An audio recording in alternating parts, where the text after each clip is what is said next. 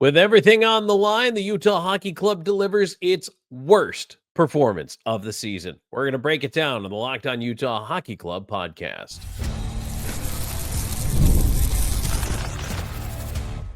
You are Locked On Utah Hockey Club, your daily podcast on the Utah Hockey Club, part of the Locked On Podcast Network, your team every day. Hello, everyone. Tom Callahan here with you. Thanks for joining me on the Locked On Utah Hockey Club podcast. Appreciate you being here. There's no real good way to approach this. An 8-0 loss at Tampa Bay in probably the most important game of the year. The one that mattered the most to this team, and 8-0. That speaks for itself. I do have positives and negatives. We're going to get to those. And of course, the last question, if you're watching on the YouTube, you see it over there on the run of show, is now what? We're going to talk about that as well. But we have post-game reaction coming up from Andre Tourigny and a very disappointed Mikhail Sergachev, who provided the one-word quote for the YouTube slide here tonight. Terrible. I think that is fair.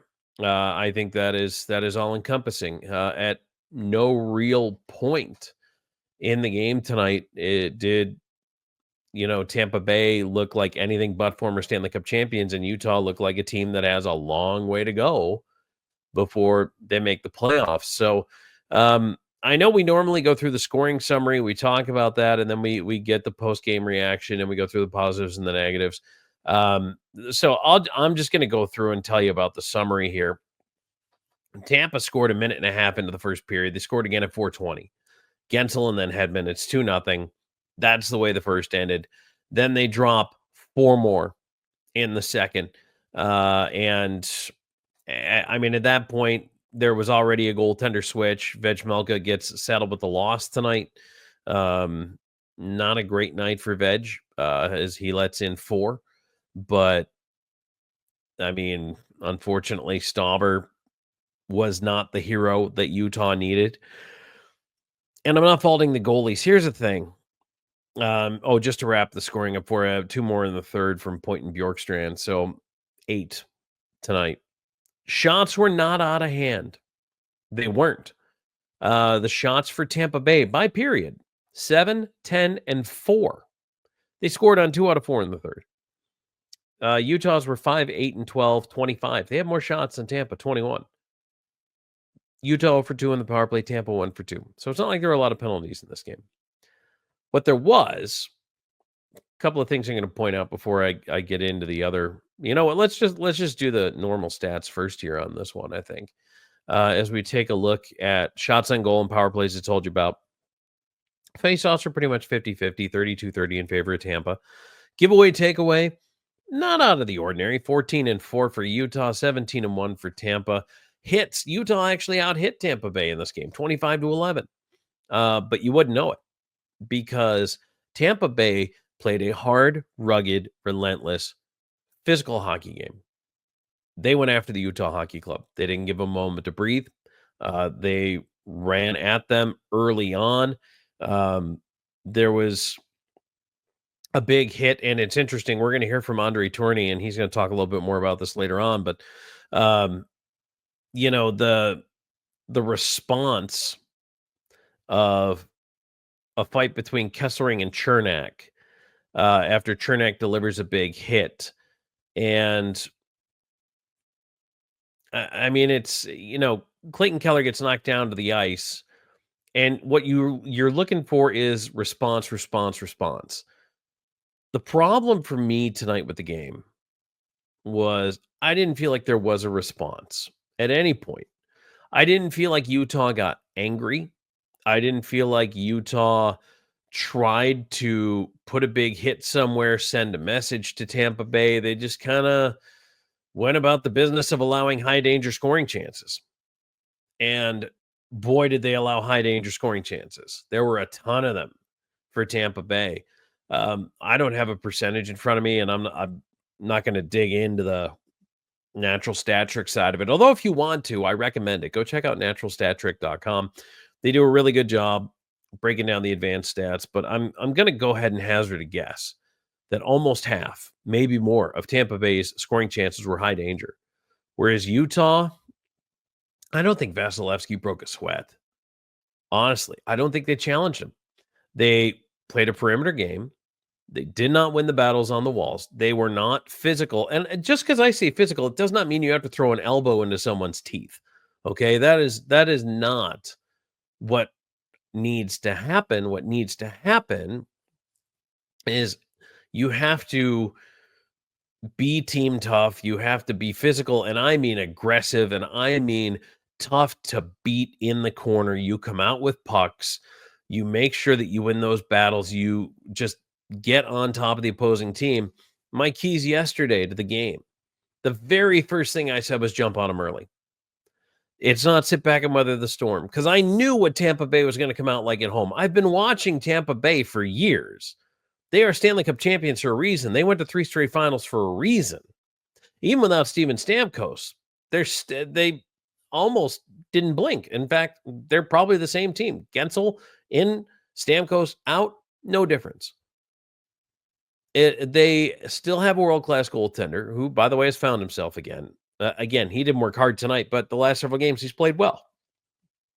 They still have Victor Hedman. They still have Nikita Kucherov. They now have Jake Gensel. They still have Braden Point. They still have all these incredible players. And the fact that Utah beat them 6-4 on home ice, yeah, it's a high-scoring affair, but Utah did enough to find ways to put pucks in the net. And it was not there tonight. And, I mean, like I feel like calling it. I feel like calling it. Time of death on the Utah playoff chances was Thursday night at the final horn. Time of death, 60 minutes of that game, 8-0 final. That's not a playoff team. It's not. To a man, they did not look ready. They didn't look like they had the energy. And there was a very nice little welcome back video for Sergachev.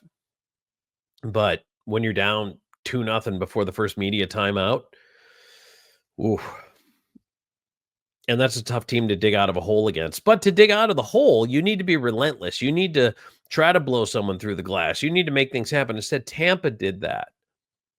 Tampa was the team pushing Utah around. Tampa was the team being aggressive. They were the team constantly pushing Utah in a game that was a must-win.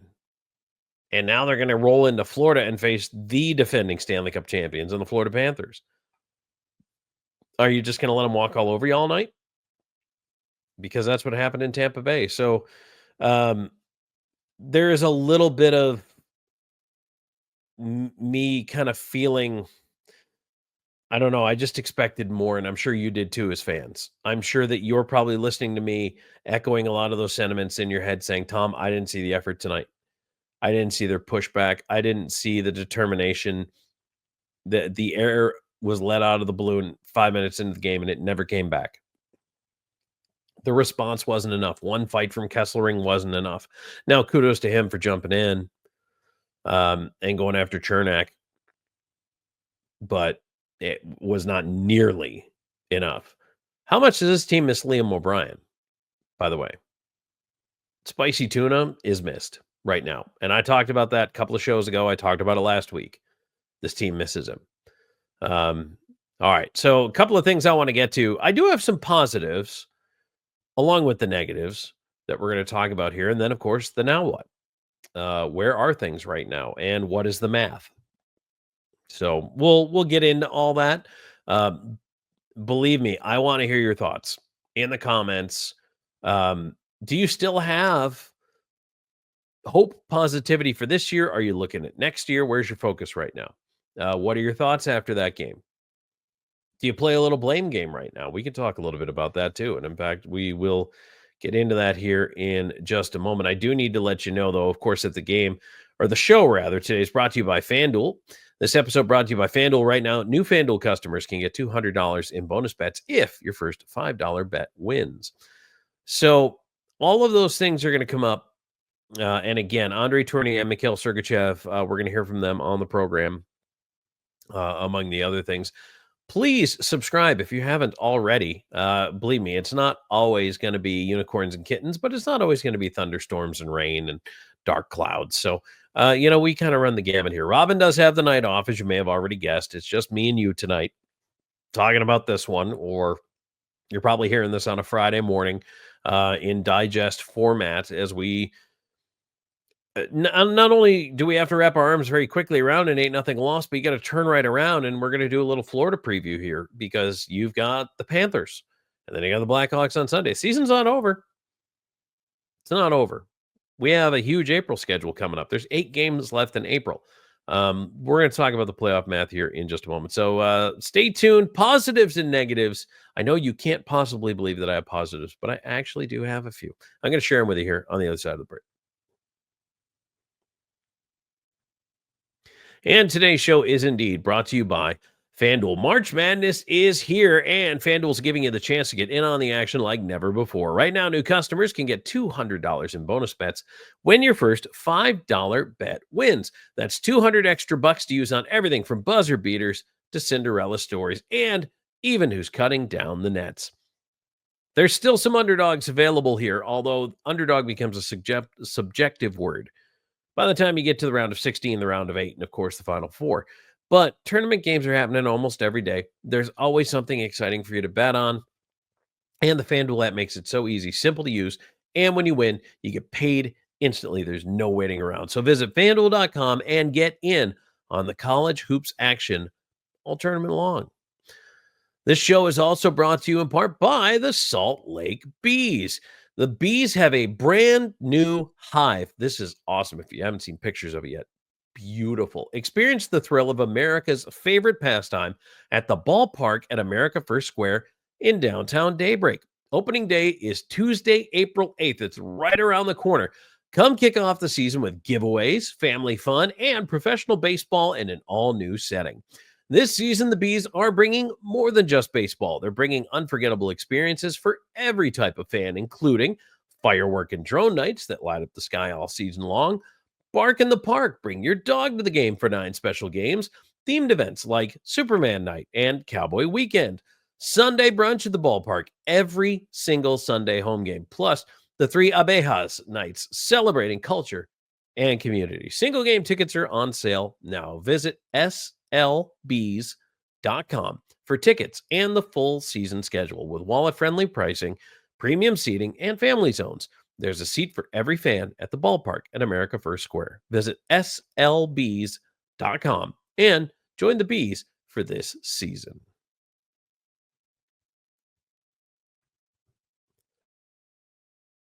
A little throat clear there. Tom Callahan here with you. Thanks for joining me here on the Locked On Utah Hockey Club podcast. We're digesting, right? We're digesting this one. 8-0 loss at Tampa Bay. Right back at it with Florida Friday night. It's a hard turnaround. Hard turnaround. So positives and negatives out of this one. Negative is definitely the effort. Definitely the effort. All 60 minutes. That's a huge negative for me. And that's a hard one because this is when you need your team to be at their peak, and they seem to be out of gas. They seem to be tired. They seem to not have anything in the tank. There's a couple of things that could lead into that, and there are discussions that need to be had and questions that need to be asked. Were they worked too hard? Was the schedule too difficult? Was there too much in the way of workouts and not enough recovery? Was there, too much push down the stretch? Was there not enough practice? Was there not enough team time? I know at one point Andre Tourigny complained that the team practiced once in 30 days, and that was fairly recently. The schedule's hard. The travel's been hard. But for this team to absolutely no-show like they did against Tampa is just completely unacceptable.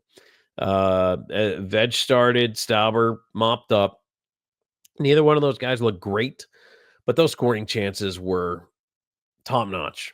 I mean, Tampa Bay had so many great A's despite having fewer shots. In 21 shots, 8 goals. And yeah, it's a talented team, but the defensive mistakes and lapses all the way around, guys getting lost in the coverage, it just was I can't even call it a clunker, right? Because a clunker, I feel like, is just the brakes are beating the boys and everything's going wrong. The effort's there, but man, it's not working for you tonight. Well, that wasn't tonight. And tonight was a bad game. So the positives are, number one, that they do get a chance to jump right back on the ice tomorrow. There's probably not even going to be a morning skate. They're going to have to head on over, and it's not far. It's a pretty quick hop from Orlando to Miami, and they will be in their team hotel tonight. Get a chance to marinate in the juices of this one. Yeah, it's a tough one, tough loss. But you have the Stanley Cup champion Florida Panthers. So here are my positives. Despite the fact that the score was 8-0, it's one game. If it was a 1-0 loss or an 8-0 loss, it counts the same in the standings. And that is 2 points. Now, we're kind of running out of time here on the 2 points. And that is a bit of the problem. So after all of the games were complete Thursday night, this is the wild card standings. Utah is still at 75. And now they have 10 games left. So they can only get to 95. They are now getting much closer to being locked out. And so they're at 75, Calgary at 79, Vancouver at 80. The wild card teams are pulling away. Minnesota at 87, St. Louis at 85. That gap is widening. I think we have our set. I don't see this changing. I think Minnesota and St. Louis are the teams. St. Louis and Minnesota may flip-flop, but those are the teams. Vancouver's not going to put it together. They have too much of a difficult road trip. Calgary's not going to pull it together. Utah, after what I've seen tonight, just will not. Even if they did pull it together, if they went 10-0, they'd run out of time. They just, the math won't math in their case. To get the 90, that means the 1-8 in a row St. Louis Blues, who won again tonight, have to not make it. And that's the hard part, right? I mean, that's, St. Louis had to come back to beat Nashville, but they did. That's big for them to be able to come back and win that game. So positives, though, are you do get back into it, and mathematically it's not over. That's another positive. But here's a couple more. Now is the time where I'm interested to see a couple of things. Who really finishes this year strong? Who really puts in the effort? Who are the guys who really push going forward? I'm also looking forward to Veg maybe getting a day off. At this point, you might as well put Stauber out there against Florida. Will it happen? No, I doubt it. I'm pretty sure Veg will be right back out there. Maybe Stauber on Sunday against Chicago. But and that's something I want to talk about before was I felt that whole process was mismanaged for the last probably month. Especially once Ingram went down. You just can't run a guy into the ground like that. And I think this is the problem, is when you're into your must-win games and you could have taken some of the softballs and tossed them to Jackson Stauber, you didn't. And now it's too late. And now you're falling off the cliff anyway. But look, Veg could have stood on his melon tonight and would not have been able to steal that game from Tampa Bay because he can't score too. It wasn't going to happen. And again, the chances were just too good. Not his best game, don't get me wrong. I'm not saying he played well, but even if he does, the outcome's not different. So keep that in mind. But to go back to trying to talk about the positives, I want to see the guys who finish the year hard, playing hard. It is about pride. It is about team. Now you have to finish well, because once again, as a franchise, now I know they're new to Utah, but this is another year you're missing the playoffs. If they slip to 10th or 11th, that's putting them back where they were last year. I wanted to see them 8th or 9th this year. To me, that was progress. They still have a chance to get there. So to hit my preseason prediction of progress, they can still do that, despite how disappointing this game is. And they may lose to Florida, and they can still get to the postseason definition or preseason definition of progress that I had for them. Now, I know management wanted playoffs, but if they get to Vancouver and Calgary, that shows me something. And that's where I thought they would be, with a competitive, improved year. Baby steps. And then next year, you're in the wild card. And the year after that, you're a legit cup contender. That's the way this growth ladder works. So unless Utah plucks Connor McDavid out in the middle of the first round, which is not going to happen, that's what we have to look forward to. And so I want Utah Hockey Club players to show me. I want the coaches to show me. I want the front office to show me. And I'm speaking, look, from a fan's perspective right now, I need to see something. Right? I mean, let me take off my journalist hat. Let me take off my analyst hat. And let me talk about it from a fan perspective, just of the game of hockey. Right now, you're asking me right now to put a deposit down on next year's season tickets. You're asking for me to buy another jersey next year with another logo on it and another hat and another sweatshirt, another t-shirt, another puck, another pennant. So I can fund player salaries, ostensibly. Show me. Show me what it is that I'm putting my love, my loyalty, my hard-earned cash, quite frankly, because dollars don't go as far as they used to. You know, why is my belief going into your organization? And I'm not saying this in a bad or a negative way, and I'm not saying that it doesn't deserve it. But I am saying that the fans are going to ask, and rightly so, ask these questions. We all vote with our wallets, no matter what it is, whether you go one fast food chain versus another that are direct competitors or anywhere else. You vote with your wallet. So, and your entertainment dollars are precious. So right now, I think that's what all of us need to see, quite frankly. And again, that's me talking as a fan. From a fan perspective, there's a lot of work yet to be done. So, okay, coming up next, possibly the shortest Andre Tourigny postgame we've ever heard. And then we're also going to hear from Mikhail Sergachev. So stick around. Back with more in just a moment. And today's show is also brought to you by 5 Hour Energy. Daylight savings snuck up on us again. And if you're feeling that lost hour of sleep, 5 Hour Energy has your back. The extra sunshine means more time for fun, but sometimes you need a little boost to power through. Whether you're staying up late and watching the NCAA tournament, squeezing in a round of golf after work, or just trying to keep up with your busy day, 5 Hour Energy gives you that quick, refreshing pick-me-up whenever you need it. So, especially with the tournaments going on and then playoff hockey on the horizon, believe me, we're going to be staying up late, you and me and all the other hockey fans. 5 Hour Energy helps keep me up that next day. So that is the important thing about, being able to have that on-the-go convenience. You're on your way to work, or you have 5 seconds to yourself, which we don't always get, quite frankly. 5 Hour Energy is easy to grab and keeps you feeling refreshed. So head to 5hourenergy.com to find over 15 flavors to choose from, including watermelon, blue raspberry, and peach mango. You can even build your own 12-pack or 24-pack and have it delivered right to your door. Need one now? Grab a 5 Hour Energy shot at your local grocery or convenience store. They're everywhere. Stock up today and stay energized.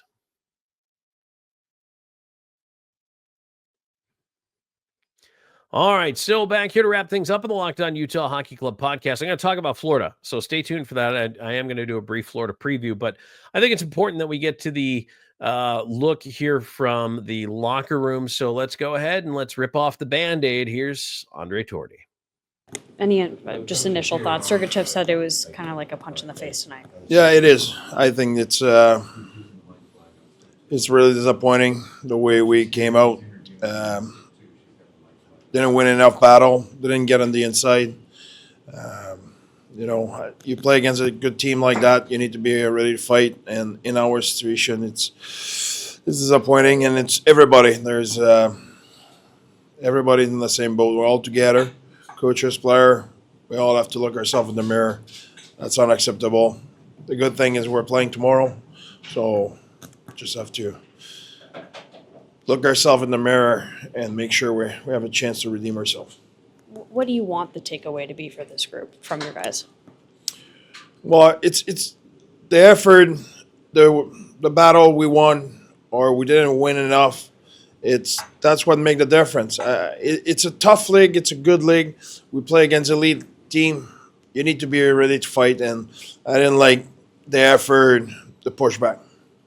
When it comes to Cooley standing up for Keller and then Kesslering as well, how significant is it for your players to continue to stand up for each other in these games? It's not enough.